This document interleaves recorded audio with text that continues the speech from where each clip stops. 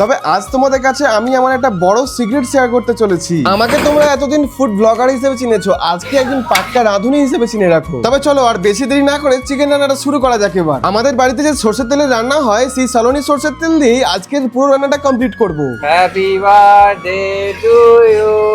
জয় মা তারা, চলো জয় মাতা। জয় মা তারা। তেল গরম হতে না হতেই চন্দ্রমুখী আলুগুলো নুন হলুদ ছাড়াই আস্তে আস্তে ভেজে নেব যতক্ষণ না গাগুলো লাল লাল হয়ে যাচ্ছে। এরপর ফোড়নের জন্য গোটা শুকনো লঙ্কা, জিরে, দারচিনি, এলাচ, লবঙ্গ ফোড়ন দিয়ে পেঁয়াজ দিয়ে দিলাম এবার ভালো করে ভাজতে। গত এপ্রিলে 24 তারিখ ছিল আমার জন্মদিন, আর ওই দিন সবাই থাকবে না বলে 26 তারিখ কাঠ ফাটানো রোদ গরমের মধ্যেও এই উদ্যোগ আমি নিয়েছিলাম। এদিকে পেঁয়াজগুলো অর্ধেকের বেশি ভাজা হয়ে আসলে রসুন বাটার সঙ্গে কুচি করে রাখা টমেটোগুলো একসঙ্গে দিয়ে দিলাম ভাজা হওয়ার জন্য। তারপর মোটামুটি পেঁয়াজ আর রসুনটা ভাজতে ভাজতে দিয়ে দিলাম বেটে রাখা কাঁচা লঙ্কাগুলো। এদিকে পেঁয়াজ ভাজার সময় অনেকে নুন দিয়ে দেয়,